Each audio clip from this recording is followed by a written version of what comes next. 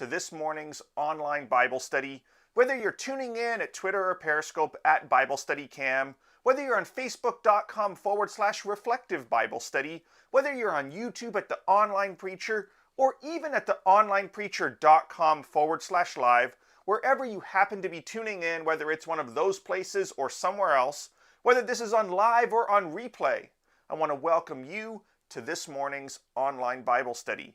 And this morning, we're going to be looking at a short little passage where Jesus does a miracle, heals a man, and then the Pharisees immediately criticize him with one of the most ridiculous accusations. And so let's read what happened and then just unpack and discuss a little bit about what this tells us about human nature.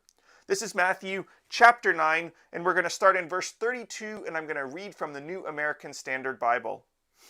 As they were going out, this is Jesus and his disciples and probably a crowd of followers, a mute, demon-possessed man was brought to him. After the demon was cast out, the mute man spoke, and the crowds were amazed and were saying, "Nothing like this has ever been seen in Israel." But the Pharisees were saying, "He casts out demons by the ruler of the demons." Now this is intriguing in my mind because on one hand, we've got the crowd of people, everybody following them that wasn't part of the Pharisees, gasping in amazement that this was incredible. Nothing like this had been happening, or it had ever happened as far as they were aware in the entire history of the nation. Somebody who had been mute because of a demon or because of some unknown type of reason or unknown illness could now speak. That was incredible in their minds, and the Pharisees quickly jump in because they want to they want to keep their edge and their enlightened perspective, you could say, or enlightened perception of their perspective, that they jump in and say, well, he's casting out demons, sure, but it's because he's using the power of the ruler of the demons. In a different instance, Jesus actually answered their claim. In this instance, he doesn't, but I believe it was a little bit later in Jesus' ministry that they used this claim again, and Jesus jumps in and he answers it, and he says something to the effect of, if Satan is going to fight against himself, then his kingdom is doomed. And it's interesting because with that logic, with this idea, oh yeah, Jesus using the power of the demons is going to throw demons out, that doesn't make a lot of sense because Satan isn't interested in giving up territory. Satan isn't interested in giving up territory, especially to Jesus. One reason why we can know and understand that Jesus and Satan are at odds with one another is simply the temptations in the wilderness. If Jesus had succumbed or just accepted and followed through with any one of the temptations that Satan had brought to him in the wilderness, then there could have been some type of uneasy, subtle alliance. But in every situation that Satan brought, in every one of those temptations in the wilderness, Jesus refused whatever Satan was offering. Which then means that it doesn't make any sense for Jesus to turn around and use Satan's power against Satan. Especially when Jesus has a much greater power that he can use, and that he did use. And that power is the power of the Holy Spirit. But it's interesting because these Pharisees fall into a trap that many of us are easily able to fall into. You could even say we're tempted to fall into this trap. We're prone to do it. It's part of our human nature, and this trap is that it is way too easy for us to simply discount and reject people who disagree with us on something that we think is important. The people on the other side of an issue. We are quick to discount them, but in the case of these Pharisees, they were actually discounting somebody who God had sent into the world with a specific mission and a specific purpose. And sure, you might say, well, that's easy. Of course we shouldn't discount Jesus because of all of the amazing things that he did. But that's too easy to fall into as a trap.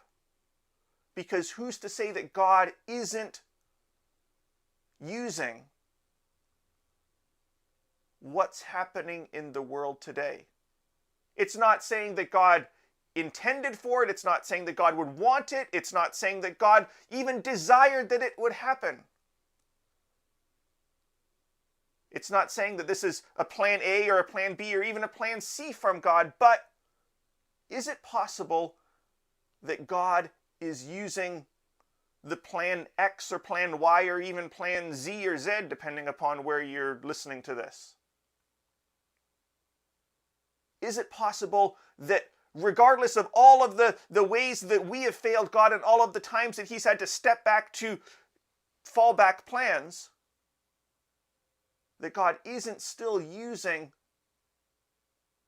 whatever craziness and sin-filled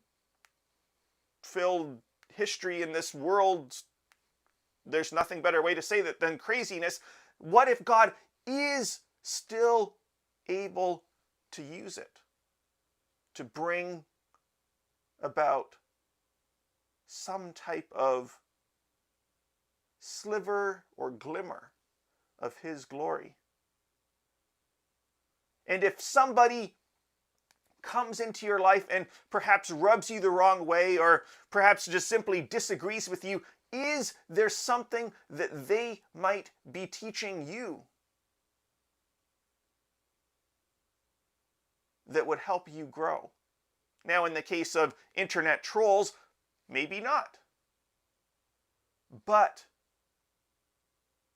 there's always a small sliver of a possibility that God brought them into your life because he knows that they can teach you something or they can refine something in your life. It's interesting because I think on a previous one of these Bible study insights, we talked about faith needing resistance to grow. A faith that has no resistance is a weak faith. Now, if you take that to mean that I should resist people who have faith in order to help them grow their faith, well, Jesus has some challenging words for those to whom, or for those who bring stumbling blocks and trials into other people's lives. Jesus doesn't have any positive words for them, but for those of us who are followers of Jesus, understand that there will be trials and there will be people that are allowed to come into our lives that will prompt our faith, or at least give our faith the opportunity to grow. And here in this passage, Jesus is basically being called the ruler of the demons, or the assistant of the ruler of the demons, you could maybe say, because he's being challenged and the claim is being made that he's using the power of the demons to cast out demons. And as followers of Jesus, we shouldn't expect any less sort of ridiculous criticisms in our own life. When Jesus has called us to be loving, we shouldn't be surprised if Satan accuses us of hate. When we help one another, when we help other people, when we help those who need help, we shouldn't be surprised when Satan, using one or more of his agents, accuses us of having ulterior motives. But that doesn't mean that we stop helping. That doesn't mean that we stop loving. That doesn't mean that we stop having faith. But instead, that means that we have been given and blessed with an opportunity for our faith to grow. So that's what I wanted to share with you this morning as we look into a passage and an event from the Gospels. And if you saw something or see something in this passage that I didn't get a chance to share, jump into any one of the comment boxes, whether this is Twitter, Facebook, YouTube, even Periscope. Jump into the comment box and let me know. I know that with Twitter, Facebook, and YouTube, I'm able to respond to the comments, but Periscope, when I jump into those comments or try to, it's after the stream has ended and I won't be able to respond. But wherever you happen to be watching this, whether it's one of those places or somewhere else, jump into the comment boxes, and periodically throughout the day, I will jump in and interact with you. And if this video has challenged you or inspired you or educated you or encouraged you in some way, and you know of somebody who would benefit from watching it, benefit from this message, then I would encourage you to share this message with them. Because while we're separated physically because of social distancing, even though that's becoming less of a thing now, and really just physical distance, let's stay connected digitally and keep our hearts and our minds and our eyes and our perspectives focused on Jesus and moving step by step towards the day when He soon returns and brings us home to Him. So thank you for tuning in, and I'll see you tomorrow.